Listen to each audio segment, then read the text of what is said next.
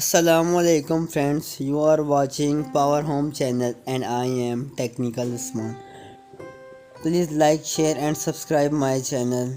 Today we are going to draw wiring diagram of doorbell, multiple switch and lamp in series. First of all we have room number 1, 2, 3 and 4.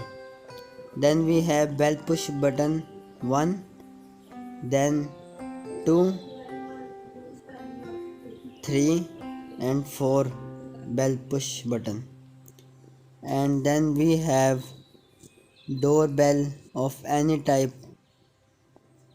Then we have two terminals, first is neutral terminal and second is live terminal. First of all, live wire is connected to the bell push common terminal, then half phase wire is connected to the 1, 2 and 3, 4 rooms. Then from first room wire is connected to the bell, then second to the bell, third to the bell common point. At last neutral wire is connected to the bell. So our circuit has been completed.